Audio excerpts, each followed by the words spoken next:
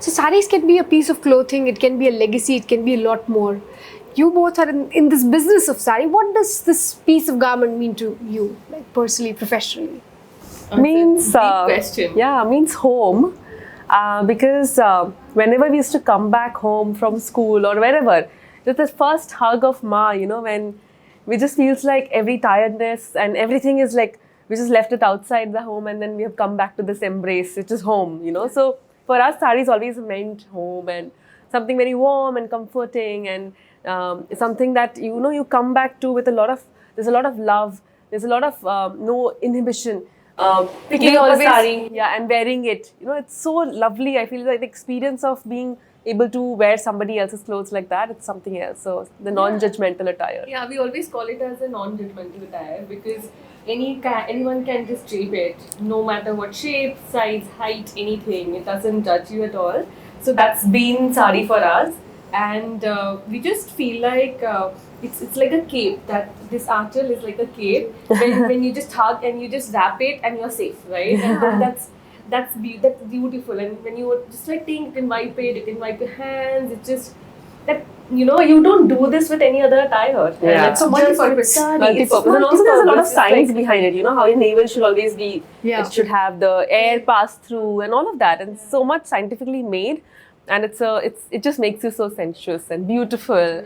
And professionally, I feel it's been such a wonderful thing that we could bring back sarees in people's lives.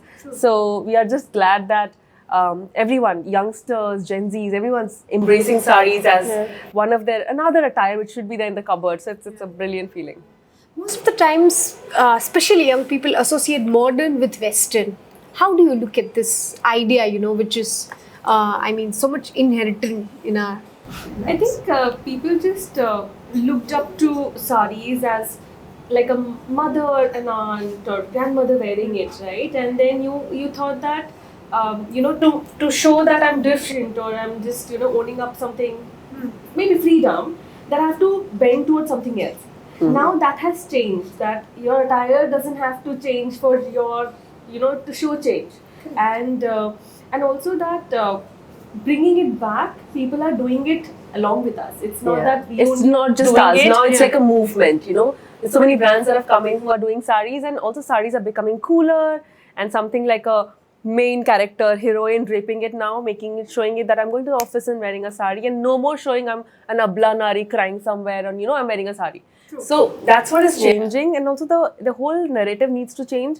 The whole entire generation's thought need to change, and that's what is happening with all the entire film industry coming in, talking brands. There are a lot of influencers who are doing it. I think Gen Zs also play a major role in doing this. That I will be in my own skin, and if I'm not feeling well, I'll tell you. If I'm feeling great, I'll tell you. And it's just that openness of how I am, I will represent it, and hence they are owning up attire also like that. So there's nothing like I will wear a certain clothes because it's in Western world, it's being shown a lot. So transition is happening, It's still there, like the Korean influence is there, and new things will come and go. True. But people are owning themselves up so much more that I am in my own skin and embrace me as I am, and hence saree as an attire is that itself. So they're wearing a lot of sarees and it's coming back. It's beautiful. True. I see you both as successful entrepreneurs. If you could give us some insights into what goes behind Sutaa as a business model. As an entrepreneur, what are the things that really worked for you? What are the things you stood by? Something on those lines. I think we started Sutaa because we wanted to impact lives. And that has been the core from the start, even now. So for example, if let's say, you see a lot of collection launches, right? We launch 2 to 3 collections a month. But what happens when the collection flops? Sometimes the collections flop. Nobody knows, right? The behind the story scene, right? So when it flops, we don't just make another collection what the customers only want. We also look at what clusters have failed, So because we have to give work to everybody. So for us, the impact is more important than actually just making money or selling. And because we do that, I feel that story shows because we are honest as a brand, and hence customers also love us because they know what we do is for an impact. And hence the community feeling is so much stronger amongst the customer base because they always say, I'm wearing a Sutaa, not saying I'm wearing a sari. They say that I'm part of your community and not that I'm your customer. You know, those changes, and it's not that we mindfully did it. It happened because we were celebrating a larger thing. You know, we were celebrating saris, we were celebrating weavers and artisans and all of that. So, and then the bond, if you've seen people coming in with gifts and food. Yeah, there's from so their many homes, sweets, all the flowers you know, you see, all the customers have given it to us. It's not just a brand, it's just not a brand for them. You Yeah, know? It's just that your success is my success, is what we feel. And honestly, as entrepreneurs, we know collaboration is something that is without which you can't grow.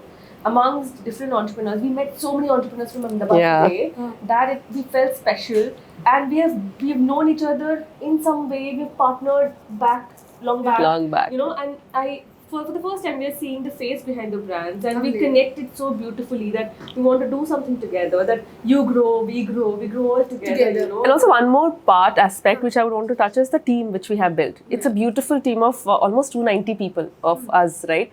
And each one of the staff member, if you see, the kind of passion they carry along with it, it's also very important because what me and Tanya started with our vision, it has percolated, it has translated to the staff, and then they also in turn pass it on to the customer. So I think it's very important to keep communicating what you stand for, what your vision is, and then they're also acting like entrepreneurs themselves. You know? So even if we are not there today, they would look like the founders of Sutaa. Yeah, they would all own up. They own up. And I think as entrepreneurs, we have to remember always that, you know, you're growing more people with you together. And it's a dream of everybody coming together collectively, and you cannot do it all alone. It is an empire built with everybody's dream together. So But to like saris and to be good leaders are like two different things. Tell me, how did you crack that code? Because leadership 10 years back or leadership now are really different. It's changing very quickly. So how did you teach yourself to be good leaders, and then how did you, eventually pass it on to your team? Honestly, question. Also, honestly, it's a beautiful take on. I think both of us are observers, very big observers. So because we've lived in small town, grown in places where there was less access to a lot of things. Which place? A lot of places, Bhubaneswar, Odisha, Bihar, Vizag. We've been transferred. That was transferable in a transferable job. So because we've traveled like that, right? We have been observing a lot of things. So when we were in corporate, we saw good bosses, we saw bad bosses, we saw what will make sure that I would have been like very passionate if that person treated me like that. So those things, I think both of us picked it very, very well, and we used to discuss it also. And our dream since childhood was that when we build something, it should be a happy place. And we honestly spoke about it. When we have an office of our own, or when we start something, everyone should be motivated, happy, inspired when they work. So that helped. It should not be that there'll be incentives only, or there should be that, we are very angry bosses that we should be scared and do it. But everybody feels that ownership. And if I felt it in my organization, wherever I was, I would have I would be shining through. I would be thinking that why are they not letting me present my presentation there? And I see that hunger in people, and I feel that if you just nurture people the right way, in a little bit also, they'll just shine. And leadership is all about that, I feel. You just have to polish everybody, make sure they are heroes in their own rights, and giving them the credit. Letting them be their best version. Of course, keep tweaking. Take back seat when it's needed. You don't have to be always, running it from the forefront and do it everything, right? So I think that is what is leadership about. And I think being honest, we have failed. I'm not saying we haven't done mistakes. We have done mistakes. Maybe people have left our organization because we didn't value it maybe that time. We have failed, of course. But then I think to accept it and also constantly working and figuring out whatever is, however far we have come, making sure that each one of them are just shining through in their own place. And they become leaders. We sit back. So interesting. 2 women starting a business around saris. Now, when you think about this concept, did you ever face sexism on your way just because this is the premise that you come up with? I honestly, I would love to say no, but we face it all the time. It's all the time. Give me some examples of what comes your way. I'll tell you a very recent example I just went through last week. There was this huge event on mostly finance, and I was invited for one of the dinners. and they were mostly men in quotes, black race blues. Also women, very few, but also in the same attire. I went there just so that I was invited, and also I just wanted to make sure to understand what as an entrepreneur I want from finance world, and how can we make it better situation for maybe women founders, because it's not a very rosy scenario for women founders to raise or to even get loans very easily, right? Because then you get asked for men who come as guarantors. Even if men have nothing to do in this business. I know. Like not men, as in leaders wise, and just two of us. If you ask me a male guarantor, who will come and give a male guarantor? My husband? No, why will he come? So then those conversations also, those heads or the bankers, when they come and talk to you, they say, oh, you have a brand, and then we didn't talk finance. They said, oh, I'll tell my wife about your brand. And then they assume that she would not know anything about finance. We can't have a conversation, and the conversation just went died there because I lost interest. Because if you just take my card to say that I'll give it to my wife, which is great. I'm not saying it's bad, but the conversation in that room is not meant to be that. Yeah, like for example, even GST, somebody was saying, madam आपको GST समझ में आ रहा है कि आप अभी करेंगे, आपको रिटर्न मिलेगा, आपको पता है ना GST इंक्लूसिव मतलब. I'm like, yes, I'm a finance major, like. It's a 75 crore business today, and it's going to be 100 crore tomorrow. So I am like, really don't treat us like that. Sometimes it's so evident from our face, but we have to I think women have to keep proving. Like we have to just, sometimes we just have to become too assertive to say that, hey, I know, but I don't think men need to keep doing that. I think we are just like always alert ki, are ye mujhe buddhu samajh raha hai kya? Like that fear. Yeah, you're trying to prove a point, even if it's sometimes necessary, sometimes not necessary. Yeah. And you are just anxious sometimes that in that scenario, if I'm again put, then I'll be thinking 10 times how should I initiate the conversation so it doesn't divert in a way. And it's all women founders face the same, and they have gone through this or something else. And that's the thing that two women can't take loan together and stuff like that, which are their rules redundant, doesn't make sense. But we can go on and on. Like even chanda lene people come and say, sir kidhar hai? I'm like, what sir? It doesn't have to be a sir all the time. That's what it is. Anyway, but what are the lessons that you have learned the hard way, which you would want to share to other women founders, especially because our platform has maximum like women audience? I think one thing I would tell is that if you're a woman founder and you face anything, make sure you're holding hands of 10 more women founders when they need it. I think sometimes we forget that. And we feel, मैंने face किया उसको face करने दो. Sometimes I know that, like some people do that. People think that they should go through it and become better. But it doesn't have to be. If you think that person needs help, jump in and help, because we have had our difficulties. Like all of us have our own shares and we know each other's feelings. I think if somebody needs mentorship and somebody's asked, do not, hesitate. Don't think that she also has to go through that hard path, because I have. Just go ahead, help people. And me and Tanya mentor so many women founders. So many women founders. We mentor bunch of founders. Not female, male, but more so women. Yeah, more so women, because whenever they ask for it, even if they're a very, very small brand and we have scaled much more, but we just go ahead and say, hey, just call us, take my number. We'll just do something, even if, because they would be facing the same thing we faced long back. So, yeah. And I think the society conditioning, the way we're thinking and growing, it's growing, but it's still hard to flourish. So, and as you are in this fashion and clothing industry, tell me what's the best and the worst part of being in this industry? Industry related, okay. Yeah. The best is you get to create colors, patterns, texture, and everything. It's beautiful. Yeah. Worst is dealing with the inventory, making sure that your operating cycles are very, very smooth, and the supply chain is strong, and constantly making sure that you're on the right path, because it is fashion at the end of the day. Even if you're slow fashion, even if you're creating so much, you have to make sure that you are always profitable, because we are a bootstrap brand, that you're making sure that constantly you're giving work to the weavers. I think that's the biggest struggle. True.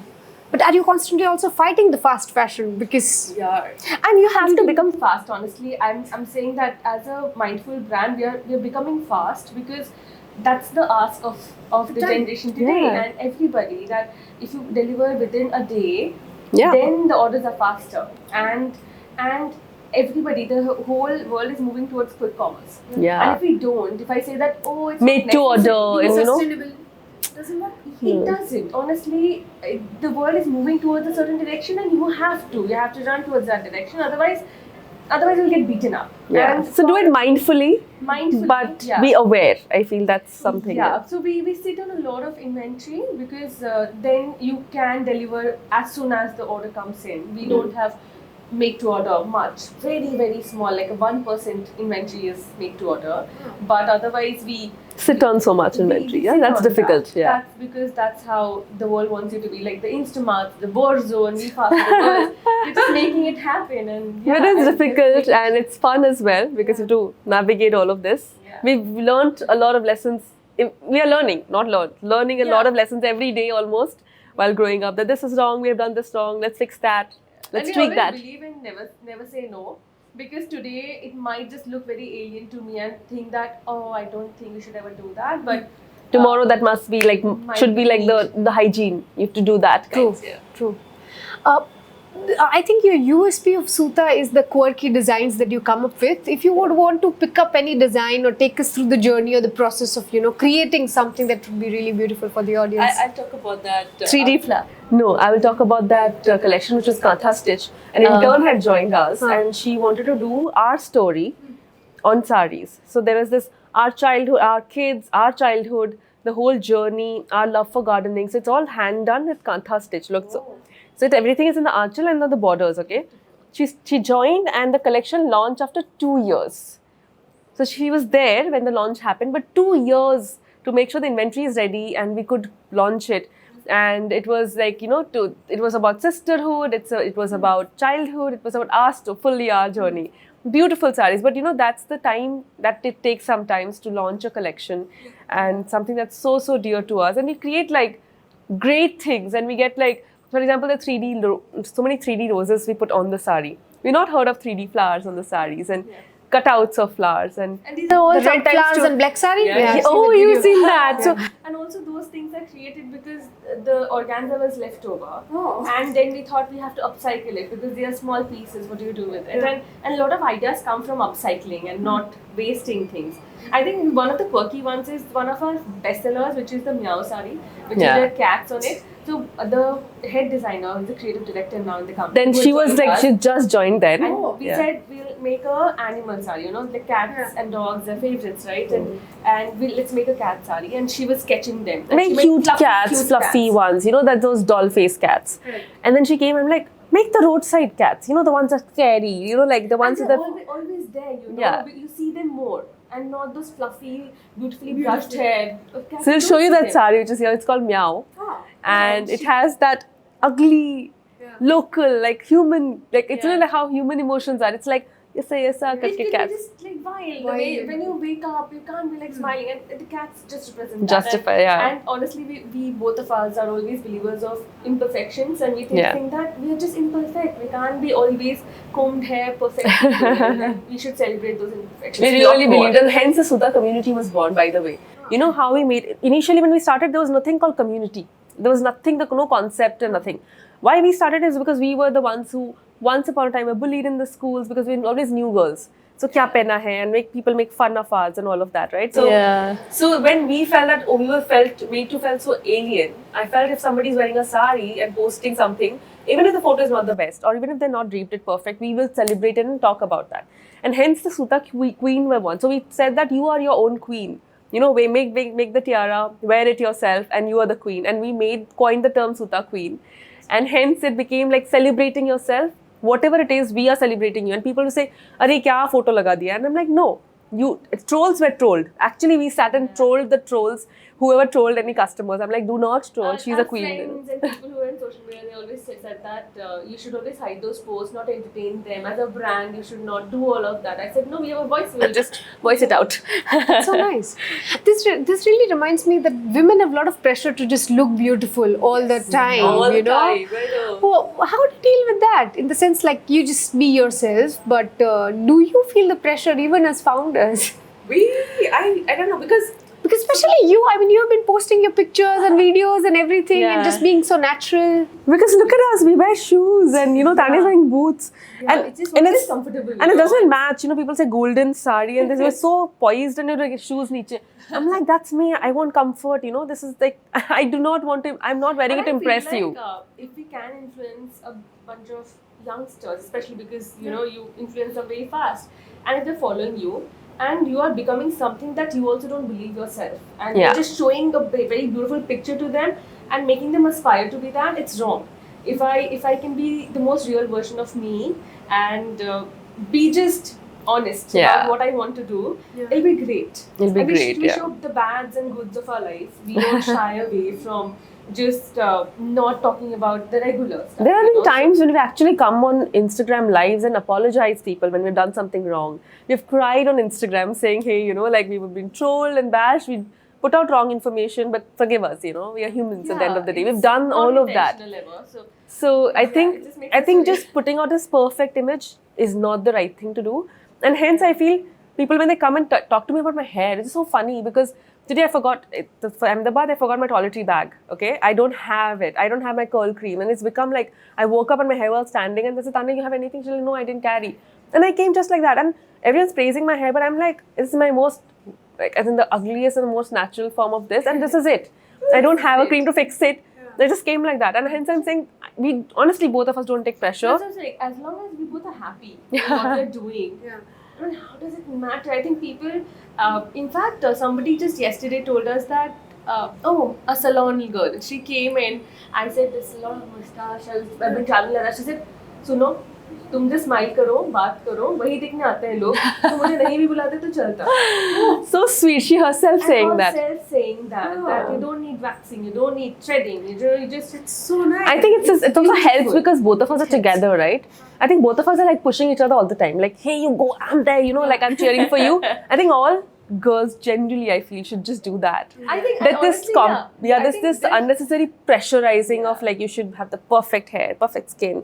I don't know the last time I waxed, like it's this.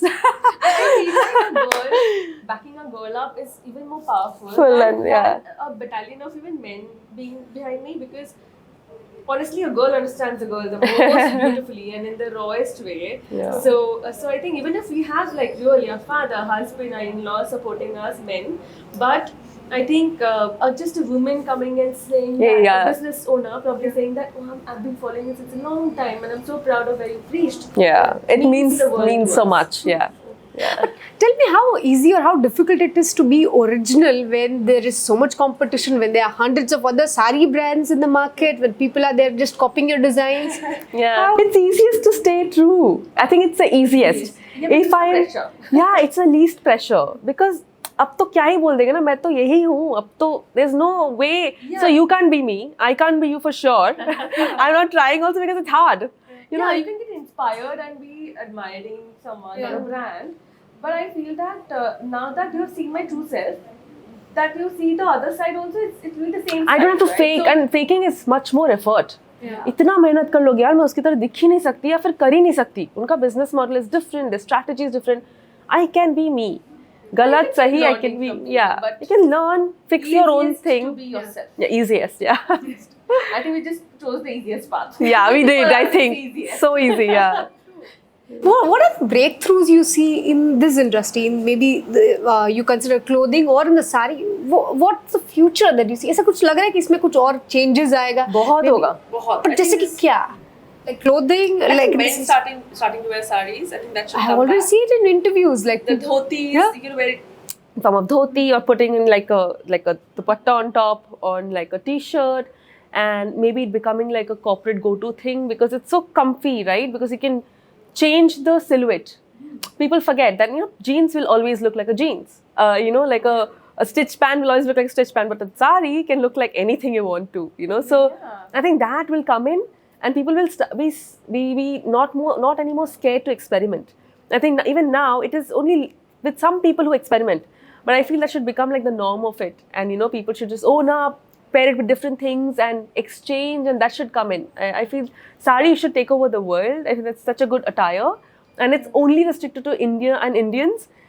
we have still started like something like a stitch sari, but I still want people to start experimenting wearing sari, and we should stop saying this is a wrong way of wearing a sari. I think Indians have to stop doing that. Yeah, honestly, I just feel like, I know it sounds very futuristic, but you know, when it comes to rain, people think that, oh, it's so difficult to maintain. But you should be able to wear that. short saris. Then you should keep experimenting, and I think that's the shift we've seen already. We saw a 54-year-old girl who came in Today. and said, and she wore a short sari with a boot, 54-year-old. Yeah. And just like With a belt so on top and people just walking in, and it's not that she's an influencer or a stylist, she's a homemaker. yeah. She just came in like that. And But she said it's raining and mera sari kharab ho jayega. She wore it itna chota sa sari. Yeah, that's so. which we used to do earlier, like when people. Dadis would do it. And my dadi used to do it. My dadi would make a pocket type jholi and put her, chabi in it and go. But abhi itna experiment nahi karte because it's not perfect. They aise please aise hi hone chahiye.